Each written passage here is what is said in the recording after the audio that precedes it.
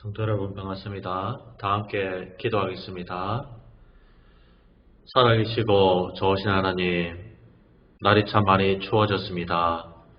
그러나 겨울에 추워야 더 유익이 되듯이 지금 저희들 어려운 상황 가운데 있지만 이 어려움도 하나님 안에서 우리에게 유익이 될 줄 믿습니다. 이 시간 그 하나님을 바라보며 말씀을 통하여 은혜 받는 우리 자신을 돌아보는 시간 되게 하여 주시옵소서. 예수님 이름으로 기도합니다. 아멘. 다 함께 찬송가 278장 함께 찬송합시다.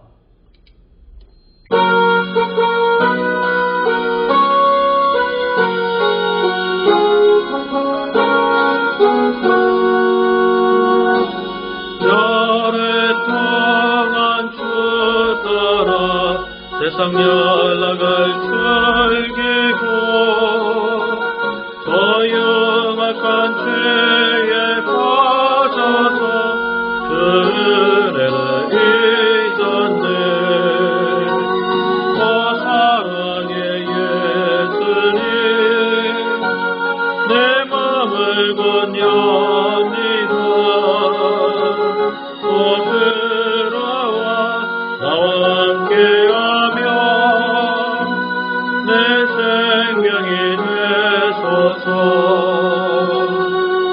죄악의 죽을 인생을 심히 불쌍히 여기사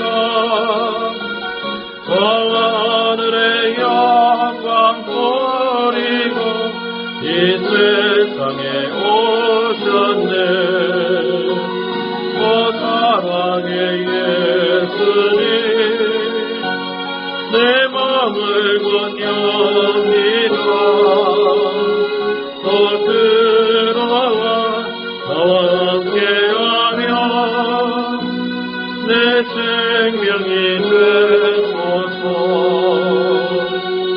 공포를 입은 구주는 다시 멸류관 쓰시고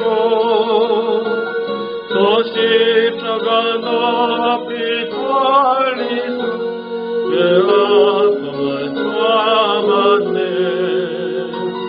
오 사랑의 예수님, 내 맘을 건넵니다.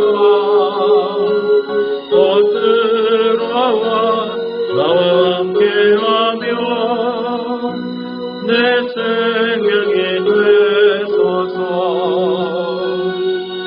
미련한 우리 인생은 주의 공로를 모르고 그 쓸쓸한 삶 가운데 늘 헤매고 다녔네. 오 사랑의 예수님, 내 맘을 건넵니다. 또 들어와 나와 함께하며 내 생명이 되소서. 아멘. 하나님 말씀 사도행전 11장 18절 사도행전 11장 18절 말씀 신약성경 206쪽 사도행전 11장 18절의 말씀입니다.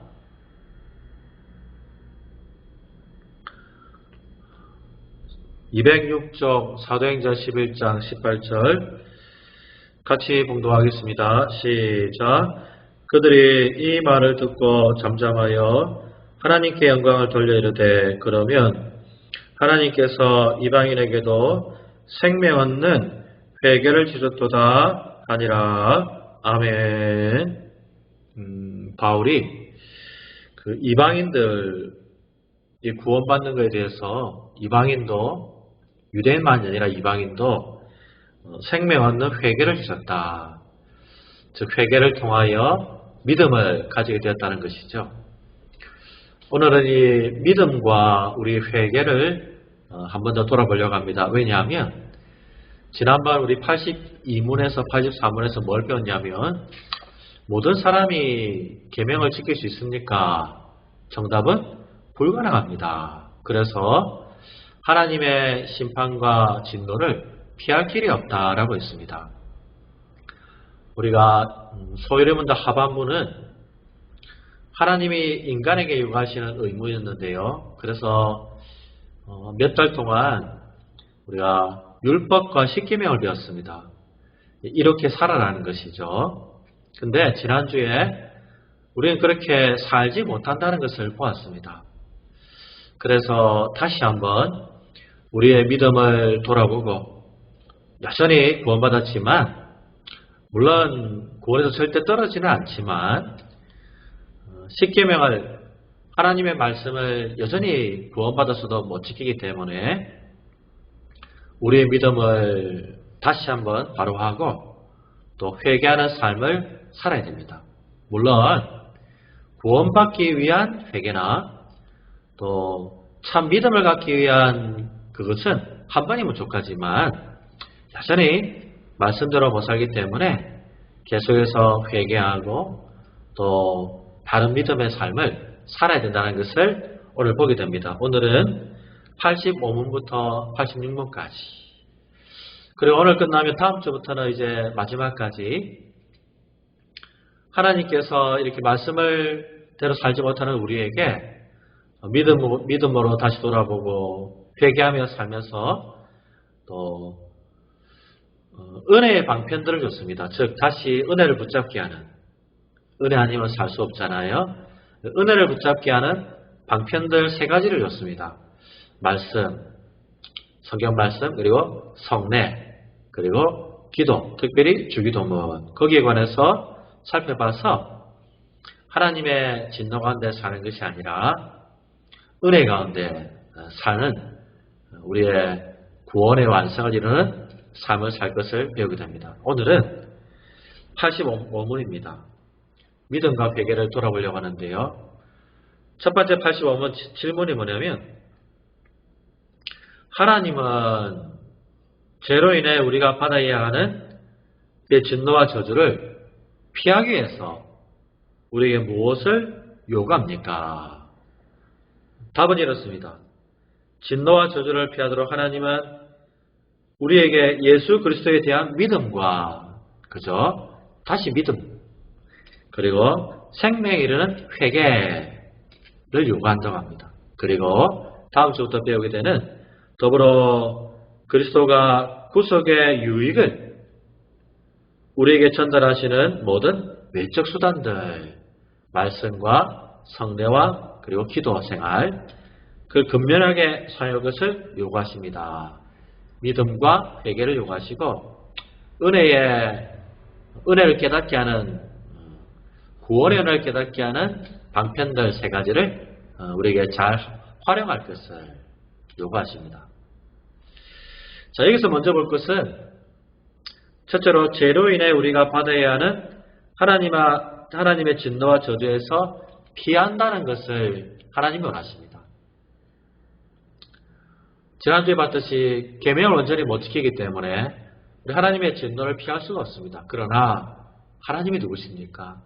사랑과 은혜가 많으신 우리 하나님, 노하기를 더디하시는 나를 위해 예수님까지 주기를 살리기를 원하시는 하나님이기 때문에 진노에서 피하기를 원하십니다.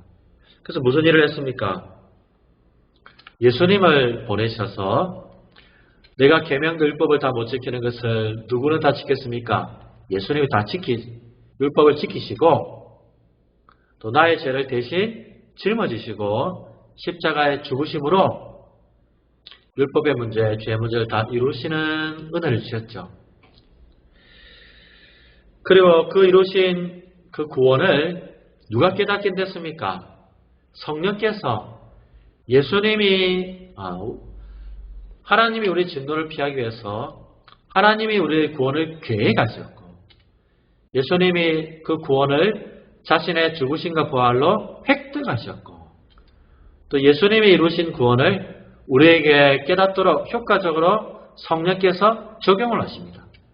하나님이 계획하시고 예수님이 획득하시고 성령께서 구원을 우리 안에 적용을 하시죠.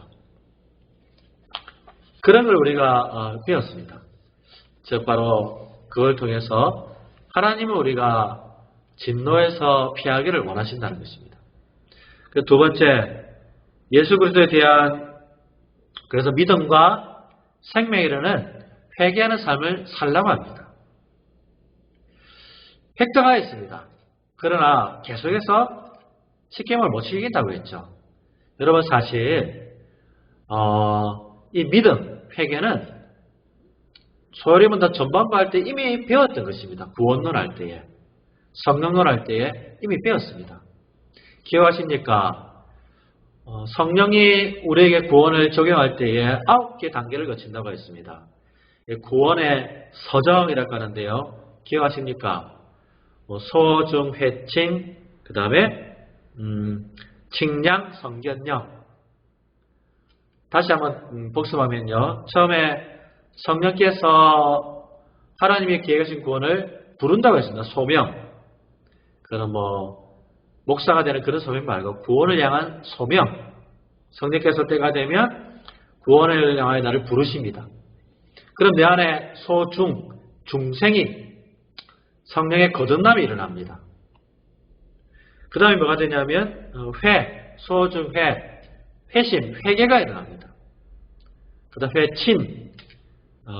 회신, 소중 회신, 신앙, 믿음이 생깁니다. 그러면 그 다음 소중 회신, 칭의가 일어나고 칭양, 양자가 되고 그 다음에 성화, 이렇게 하니 영화가 이루어집니다. 소중 회신, 칭양, 성견령. 그 전반기에 갈 때에 소중 다음에 회와 신, 회개와 신앙, 즉 믿음을 우리가 배웠습니다. 그런데 왜 다시 배웠던 것을 여기 십계명, 율법 다음에 한 번 더 언급을 할까요?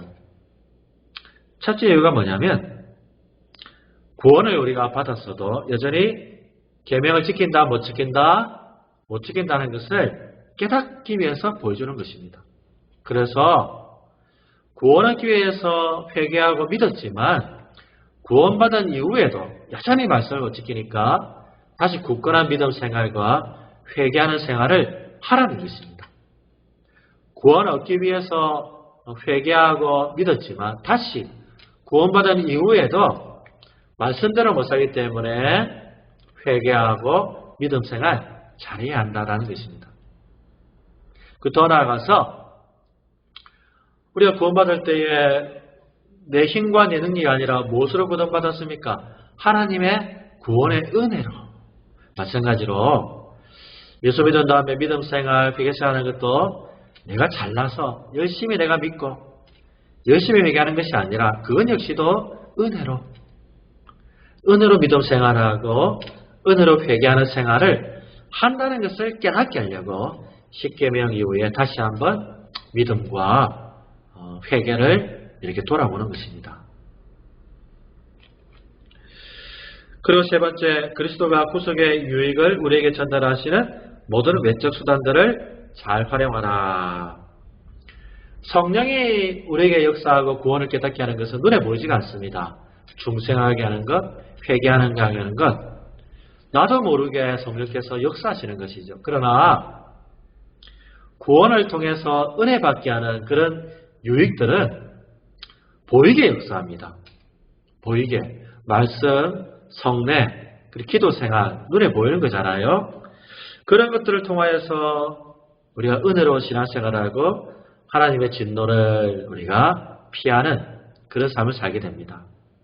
자, 그 부분은 다음 주부터 제 88번부터 보기로 하고요. 오늘은 이 믿음과 회개를 다시 한번 돌아보게 됩니다. 자, 그래서 86번은 뭐냐면 질문, 예수 그리스도를 믿는 믿음은 무엇입니까? 뭡니까? 이렇게 답합니다. 뭐부터 시작하냐면 예수 그리스도를 믿는 믿음은 구원의 은혜인데 이것으로 인해 우리가 예수님 그분만을 받아들이고 의지하여 그의 복음 안에서 우리에게 제시된 대로 구원을 얻습니다. 한마디로 말하면 우리가 예수님을 받아들이고 의지하는 것이 믿음이라고 합니다. 그런데 토를 답니다. 이것은 이 믿음은 구원의 은혜. 자, 이거 첫 번째 살펴볼 것은 믿음은 예수님을 받아들이고 의지하는 것이지만 먼저 무엇 때문에 생긴답니까? 구원의 은혜가 생긴다고 합니다. 즉 착각하지 말라고 합니다.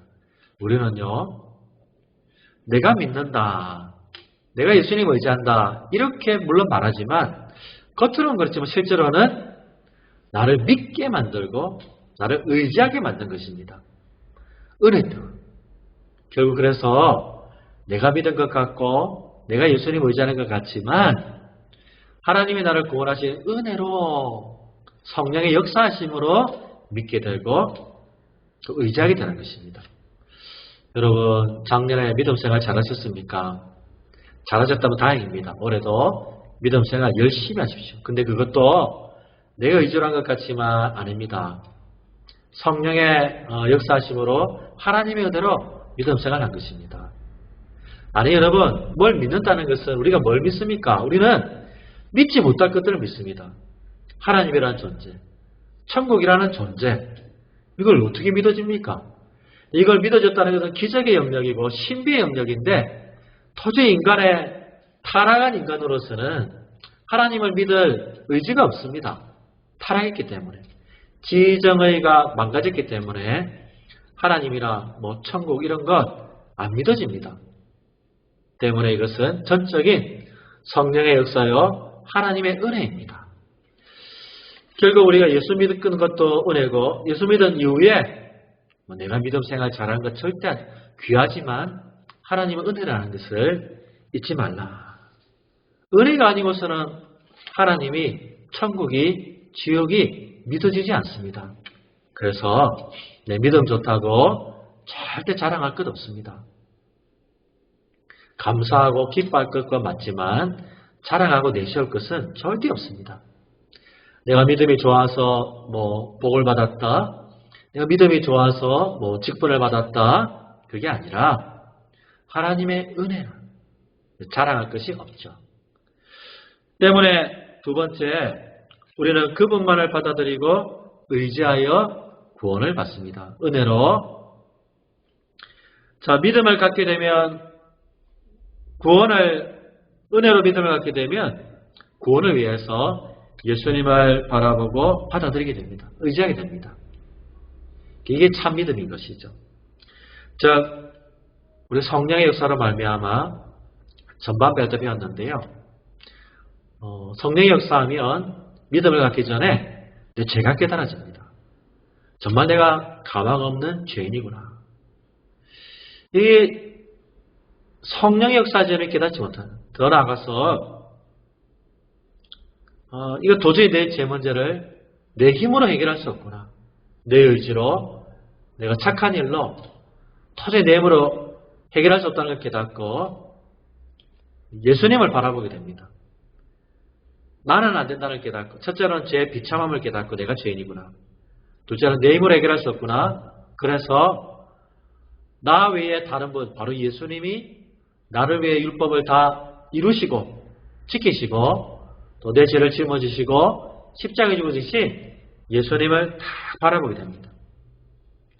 결국 예수님을 의지하고 예수님을 딱 받아들이게 되죠. 이게 믿음입니다.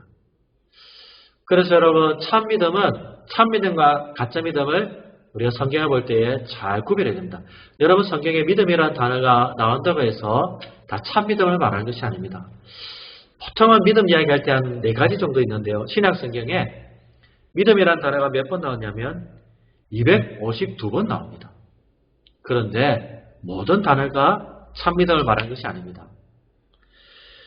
역사적인 믿음이 있습니다. 역사적인 믿음. 이것은 역사적으로 일어난 사실을 인정하고 받아들인 것입니다. 예수님이 죽으신 사건, 예수님이 또 부활한 사건, 이건 많은 사람들이 봤기 때문에 본 사람들은 예수님 죽었더라. 예수님이 부활했다는 것을 인정하고 받아들일 것입니다. 봤으니까. 그래 여러분, 단순히 봤다고 믿는다고 인정한다고 절대 참 믿음이 아닙니다. 아무리 그걸 받고 인정해도 그것이 내 구원에 관련이 없고 영적인 것에 관련이 없고 또 내 삶에 변화를 일으키는 것에 관련이 없으면 참 믿음이 아닙니다. 아무리 여러분 부활, 죽은 거 믿었어도 예수님을 구주로 영접하지 아니하고 영적으로 또 내 삶이 예수님을 따라가려는 삶으로 그런 마음이 안 생기면 영적, 도덕적 의미가 없으면 그 사람의 그 믿음은 참 믿음이 아닙니다. 역사적인 것을 인정한다고 해서 참 믿음이 아닙니다. 영적, 도덕적 의미가 있어야 됩니다. 자, 두 번째, 기적, 이적적인 믿음이 있습니다. 성경을 보시면 하나님이 나를 통하여 기적을 베푼다는 것을 깨닫는 사람이 있습니다. 또 하나님이 나에게 기적을 보여주셨구나라는 것을 체험하는 그걸 통하여 믿는 사람들이 있습니다. 실제로 그런 기적을 통하여 하나님을 믿을 수 있습니다. 그러나 기적 역시도 이적 역시도 나에게 영적인 또 도덕적인 의미와 관련이 없으면 참 믿음이 아닙니다. 여러분 대표적인 사람이 있는데요. 누가복음 17장에 보시면 예수님께 나와서 치료받는 나병 환자, 그죠? 한센병, 문둥병 10사람이 있습니다. 이 사람이 돌아가면서 치유를 받았지만 그 기적을 체험했지만 그 중에서 예수님에게 돌아와서 예수님을 의지한 사람은 몇 명입니까? 한 명밖에 없습니다. 9명은 그냥 돌아갔고 한 명만이 예수님께 돌아옵니다. 이때에 예수님이 예수님께 돌아온 기적을 체험한 사람을 향해 뭐라 말하냐면 누가복음 17장 19절에 내 믿음이 너를 구원하니라. 9명은 예수님이 고쳐줄 것을 믿었지만 그 다음 예수님하고 아무런 관련이 없습니다. 참 믿음이 아닙니다. 기적을 체험해도 믿어도 참 믿음이 아닙니다. 누구와 예수님과 영적으로 관련을 맺고 삶의 도덕적으로 예수님을 향해야 참 믿음인 것입니다. 기적을 체험했다고 해서 다 믿음이 아닙니다. 그리고 세 번째, 일시적인 믿음이 있습니다. 여러분 마태복음 13장에 보시면 씨 뿌리는 부유 있죠. 길가에 돌밭에 가시덤불에 옥토에 이 중에 두 번째 옥토에 씨앗을 뿌리면 뿌리는 나서 싹이 나지만 뿌리가 없어서 금방 시든다고 합니다. 이것은요 말씀을 듣고 깨달아서 즐거워서 믿음이 있는 것 같습니다. 근데 환란이 닥치니까 그 믿음을 버립니다. 즉 처음에 일시적으로 이 사람 믿는 것 같다는 모습이 막 보입니다. 열심히 신앙생활을. 근데 어떤 계기를 통하여 환란, 특별히 유혹 통해서 아예 교회를 떠나고 하나님을 떠나고 믿음의 모습이 안 보이는 사람들이 있습니다. 아마 여러분 보셨죠? 그래서 여러분 일시적으로 믿음 생활 한다고 해서 참 믿음이라고 할 수 없습니다. 사실 이게 구별이 참 어렵고요. 종교적으로 또는 감정적으로 양심적으로 신앙을 가지는 사람이 있습니다. 이런 사람이 사실은 직분을 맡게 되면 정말 위험한데요. 잠시 일시적으로 신앙의 모습이 보인다고 해서 참 믿음이 아닙니다. 그러면 여러분 참 믿음, 정말 구원적 믿음은 어떤 것일까요? 혹시 들어봤는지 모르겠지만 칵테일 파티 효과라는 말이 있습니다. 칵테일 파티는 그냥 칵테일 술이잖아요. 술 먹는 파티, 미국에 그런 게 있는데요. 막 칵테일 해놓고 막 모여서 막 즐겁게 집에서도 하기도 하고 바에서 하기도 하고 동창회 같은 데 하기도 하고 그런 거 참 많이 합니다. 가볍게 술 막 시끄러워요. 신기하게도 그 칵테일 파티 같은 시끄러운 속에서도 누군가가 자기 이름을 부르면 그걸 들을 수 있다고 합니다. 왜요? 사람들은 자기 이름, 자기 중심적이기 때문에 웬만히 시끄러워도 누가 자기 이름을 부르면 들을 수 있다고 합니다. 여러분, 우리 인간은 타락했기 때문에 태어날 때부터 자기중심적이고, 그게 아이가 자라면 자랄수록 더 우리는 자기중심적으로 됩니다. 마찬가지로고요. 우리 중생은 뭡니까? 하나님이 영적으로 갓난하여 태어나게 하는 것이 중생이지요. 그래서 인간이 아기를 태어나면 점점 자기중심적으로 되듯이 하나님에 의해서 다시 태어나면 믿음이 점점 자라면 점점 하나님 중심으로 됩니다. 이게 정말 믿음을 가진 사람은 드러나게 됩니다. 처음에는 예수 믿어서도 옛 모습이 나오지만 점점 하나님 없는 사람은 점점 자기중심적 모습이 드러나듯이 하나님 있는 사람, 참믿음 있는 사람 점점 하나님 중심의 삶을 살게 됩니다. 그래서 하나님의 말씀대로 살려고 하고 하나님의 아들 예수님처럼 정말 내 모습이 성화되려고 하는 모습이 드러나게 됩니다.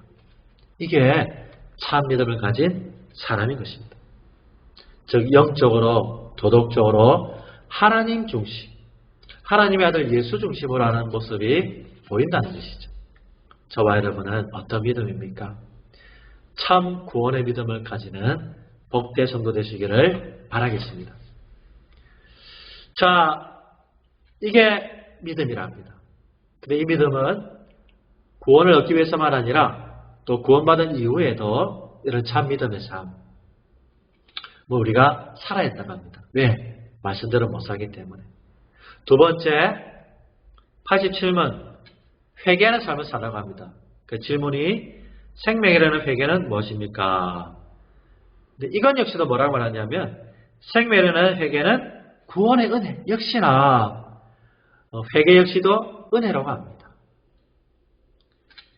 이것의 죄인은 자신의 죄에 대해서 참으로 인식하고 그리스도 안에 있는 하나님의 자비를 깨닫고 자신에 대해 탄식하고 싫어하고 죄로부터 돌아서서 하나님께로 향합니다. 즉 아까 말했듯이 내가 죄인인 것을 깨닫고 그리고 이 문제를 내가 해결하지 못하고 하나님만 해결하구나. 예수님만 해결하는 것을 깨닫고 그래서 죄를 탄식하고 싫어하면서 죄에서 돌이켜 하나님께로 향합니다. 그리고 부가적으로 동시에 하나님을 향한 새로운 순종이라는 완전한 목적을 향해 노력합니다. 즉 하나님께 순종하려고 노력합니다. 이게 회개라고 합니다. 자, 먼저 생명이라는 회개는 역시 구원의 은혜다. 아까 믿음도 내가 믿습니다가 아니라 은혜로 믿게 된 것이라 했습니다. 회개도 내가 회개했다라는 것이 아니라 회개하게 성령이 역사하시고 하나님의 은혜로 회개를 한 것입니다. 우리는 스스로 죄인이라는 것을 깨닫고 회개하지 못합니다. 타락했기 때문에. 그런데 성령이 역사하시고 하나님의 은혜로 내가 회개한 것입니다. 자, 두 번째, 이 회개는 뭐냐면 자기 죄에 대해서 이제 정말 인식하고 그리스도 안에 있는 하나님의 자비를 깨닫게 됩니다. 믿음도 그렇죠. 믿음도 내 죄를 인식하고 그리스도를 바라보면 됐습니다.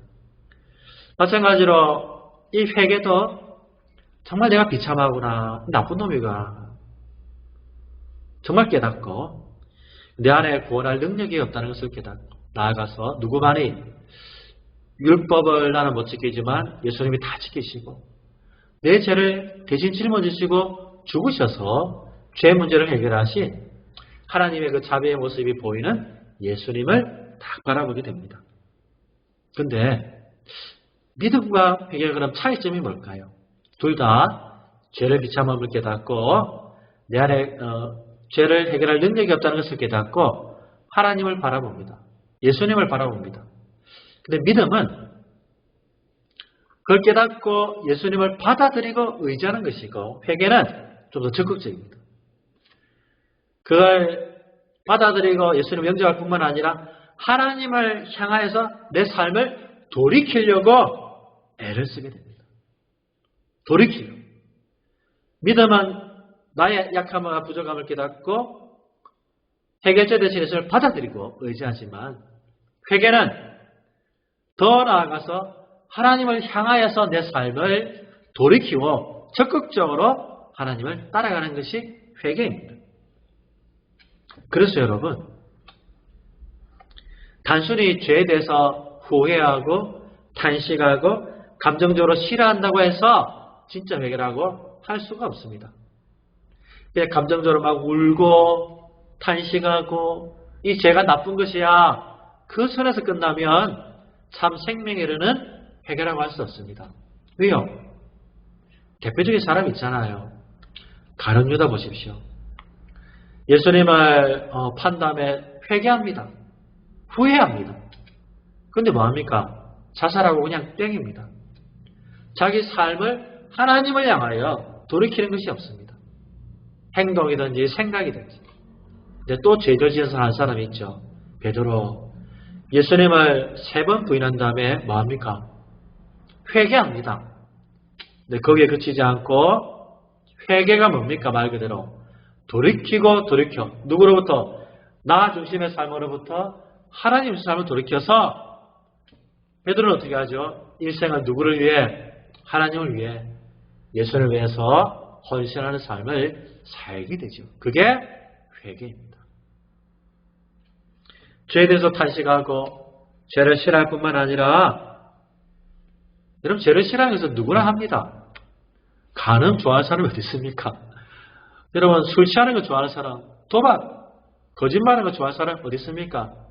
이거는 우리 양심이 있기 때문에 어느 정도 이러면 안 되는데, 죄 지으면 안 되는데라고 막 후회하고 지을 때마다 막 가슴 아파합니다. 그런데 그렇게 아무리 울고불고 해도 또다시 그 죄의 달콤함에 탐리가 안나면, 즉 삶을 돌이키려고 하지 않는다면 그 참회개에 이르지 못하죠. 참회개는 뭡니까? 정말 그걸 깨닫고 우리 베드로처럼 이제는 하나님을 향하여 삶을 살게 되는 게 참회개입니다. 그래서 4번째, 새로운 순종이라는 그 목적을 향해서 노력한다라고 합니다. 회개는 죄를 싫어하고 죄를 돌이켜 하나님께로 향하는 것이기에 하나님을 향한 새로운 순종, 삶의 생각에 순종을 위해서 애를 씁니다. 중생을 하였어도 우리는 옛사람의 모습이 남아 있습니다. 끊임없이 새 사람을 입으려고 죄를 죽이려고 하고 경건한 것을 찾으려고 하는, 그래서 성화를 이루려고 하는 애를 쓰는 것이 회개의 연장선인 것이죠. 말씀 하나 찾아보겠습니다. 에베소서 4장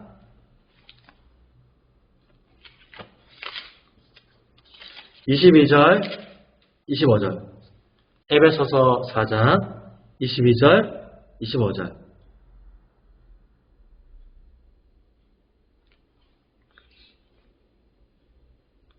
신약성경 314쪽. 좀 더 읽읍시다.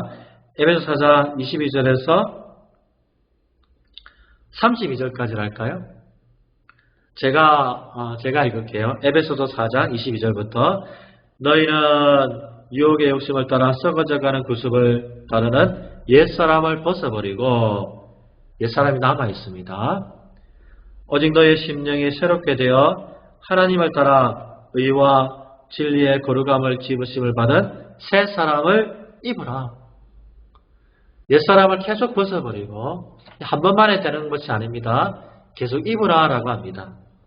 25절 그런즉 거짓을 버리고 각각 그 입과 더불어 참된 것을 말하라. 이는 우리가 서로 지체되는 됨이라. 분을 내어도 죄를 짓지 말며 해가 지도록 분을 품지 말고 마귀에게 틈을 주지 말라. 도둑질한 자는 다시 도둑질하지 말고 돌이켜 가난한 자에게 구제할 수 있도록 자기 손으로 수고하여 선한 일을 하라. 무릇 더러운 말은 너희 입 밖에도 내지 말고 오직 덕을 세우는데 소용되는 대로 선한 말을 하여 듣는 자들에게 은혜를 끼치게 하라. 하나님의 성령을 근심하게 하지 말라. 그 안에서 너희가 구원의 날까지 인치심을 받았느니라. 너희는 모든 악독과 노함과 분냉과 떠드는 것과 비방하는 것을 모든 악의와 함께 뭐하고 버리고, 화내는 것, 안 좋은 말 하는 것, 욕하는 것, 그런 것들 비방하는 것 좀 버리고 서로 친절하게 하며 불쌍히 여기며 서로 용서하기를 하나님이 그리스도 안에서 너희를 용서하신 같이 하라. 이게 안 되죠. 그래서 계속 버리려고 하고 입으려고 하고 이렇게 이게 바로 뭐야? 회개의 삶이다. 회개를 많이 하면 많을수록 그러므로 더 성화에 새 옷을 입는 복된 성도가 되죠. 우리 믿음으로 회개함으로 구원받았습니다. 그러나 그 이후에도 우리 말씀을 못 지키기 때문에 계속해서 예수님 의지하는 믿음으로 또 옛사람을 벗어버리고 새사람을 입으려는 하나님을 향하려는 그런 회개의 삶을 살아 아름답고 복된 믿음생활, 신앙생활 잘하는 2022년 새해 되시기를 주님의 이름으로 축복합니다. 아까 불렀던 찬송가 우리 1절 부르고 같이 기도합시다. 278장 1절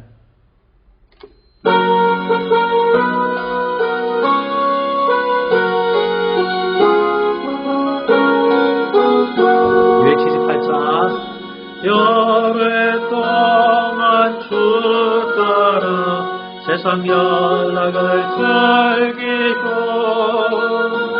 저 흉악한 죄 빠져서 주를 잊었네. 또 사랑의 예수님 내 마음을 건엽니다. 곧 들어와 나와 함께하며 내 생명이 되소서. 우리 먼저 기도할 것은 하나님 올 한 해 다른 것 의지하지 않고 예수님 의지하는 믿음의 삶을 살게 하여 주시옵소서. 또 하나님 회개의 삶을 살게 하여 주시옵소서. 내가 구원받은 죄인임을 깨닫고 내 힘으로 살지 못함을 깨닫고 정말 죄에서 돌이키고 날마다 옛사람을 벗어버리고 새사람을 입고 하나님께 순종하여 사는 회개하는 삶을 살게 하여 주시옵소서. 주여 부르고 기도하겠습니다. 주여 아버지 하나님 이 시간 기도합니다. 새해입니다. 올 한 해 더욱더 나를 의지하지 말고 다른 사람 세상 의지하지 말고 예수님 의지하는 믿음 생활 잘하게 도와주시옵소서. 날마다 또 내 자신의 죄를 깨닫게 해주시고 내 힘으로 해결할 수 없다는 것을 알게 해주시고 죄를 미워하고 싫어하고 그러기 위해서 날마다 죄에서 돌이키는 또 회개하는 삶을 살게 하여 주시옵소서. 다른 사람의 죄가 아니라 다른 사람의 허물이 아니라 내 안에 있는 허물을 날마다 벗어버리고 새 옷을 예수 그리스도의 새 옷을 입는 성화되는 회개하는 삶을 살 수 있는 올 한 해 되게 하여 주시옵소서. 예수님의 이름으로 기도합니다. 아멘. 우리 기도합시다. 여전히 코로나 때문에 쉽지 않은데 하나님 이 코로나 사태에서 지금까지 지켜주셨듯이 교회를 지켜주시고 성도들의 가정과 기업과 자녀들을 지켜주시옵소서. 우리가 신앙생활하기 어렵지 않도록 모이기 어렵지 않도록 하나님 은혜를 베풀어 주시옵소서. 그러나 이 어려운 중에서도 내 믿음이 더 깊어지고 또 내 모습이 더 성숙해지고 성화되게 하여 주시옵소서. 주여 부르고 기도합시다.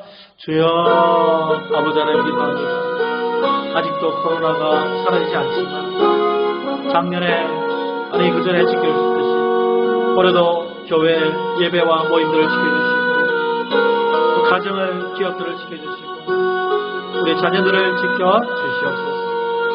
특별히 믿음이 코로나 때문에 약해지지 않기를 바랍니다. 예배가 우리 모임이 교회가 약해지지 않게 도와주시옵소서. 우리 사랑 성도들 힘을 내게 도와주시옵소서.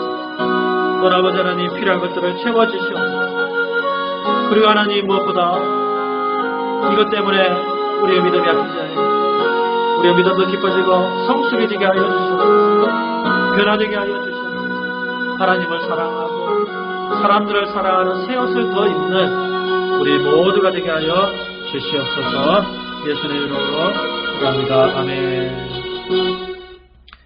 우리 아픈 분들을 위해 기도합시다. 영적으로 육적으로 힘든 분들을 위해 기도해 주시고, 특별히 어려움 중에 있는 몸이 안 좋으신 선교사님, 또 교회가 앞날이 문을 닫을까 걱정하는 선교사님, 또 코로나 때문에 어려움 겪는 우리 선교사님들, 하나님 사역지와 가정과 선교사님들의 건강을 지켜 주시옵소서. 오늘 아버지 우리 주일학교를 기도합시다. 곧 성경학교와 수련대 겨울에 어렵습니다. 진행되기에 어려움이 없도록 하나님 잘 참석하고 또 은혜가 임하는 깨달음이 있는 수련회 성경학교 달라고 주여 부르고 기도하겠습니다. 주여 아버지 하나님 기도합니다. 하나님 이 코로나 사태에도 우리 어려움 중에 있는 우리 선교사님들 지켜주시기 바랍니다. 국신의 학교 선교사님 계십니다. 교회 문이 닫을까 걱정하는 선교사님 계십니다. 그래 코로나에 어려움 당하는 가정이 있습니다. 우리 선교사님들 영적으로 건강하게 하시고 사역의 현장을 지켜주시옵소서. 필요한 것들을 채워주시옵소서. 또한 아버지 하나님 주일학교 기도합니다. 여러분 겨울 선교학교는 중고등부, 초등부, 청년부 수련을 합니다. 아이들 참석할 수 있도록 권면해 주시고 필요한 것들을 채워주시옵소서. 하나님 아버지 도와주시옵소서. 이 어려움 중에 모일 수 있도록 해주시고 성경에 관해서 합니다. 성경을 깨닫고 믿게 되는 그런 수련이 될 수 있도록 성경이 될 수 있도록 하나님을 청 베풀어 주시옵소서. 예수님의 이름으로 기도합나이다. 아멘. 주님, 역시나 구원받은 이후에도 우리의 믿음 생활 다른 것을 의지하지 아니하고 예수님을 의지하는 그런 믿음 생활 잘하게 하여 주시옵소서. 주님, 회개하는 생활, 나의 죄됨을 날마다 고백하며 옛사람을 벗어버리고 새사람을 잊기 위해서 날마다 하나님을 향하여 살아가는 그런 회개의 삶을 살게 하여 주시옵소서. 올 한 해 그래서 더 믿음이 깊어지고 더 신앙이 깊어지고 더 변화되고 성숙해질 수 있는 그런 축복을 받는 우리 모두 되게 하여 주시옵소서. 성경학교와 수련회가 있습니다. 어려운 중에 있는 선교사님들 있습니다. 혹시나 어려운 가정은 없습니까? 하나님께서 찾아가셔서 돌봐주시고 위로하시고 모든 일이 진행되기에 부족함이 없도록 은혜 위에 은혜를 더하여 주시옵소서. 예수님의 이름으로 기도하옵나이다. 아멘. 하늘에 계신 우리 아버지, 아버지의 이름을 거룩하게 하시며 아버지의 나라가 오게 하시며 아버지의 뜻이 하늘에서와 같이 땅에서도 이루어지게 하소서. 오늘 우리에게 일용할 양식을 주시고 우리가 우리에게 잘못한 사람을 용서해 준 것 같이 우리 죄를 용서해 주시고 우리를 시험에 빠지지 않게 하시고 악에서 구하소서. 나라와 권능과 영광이 영원히 아버지의 것입니다. 아멘.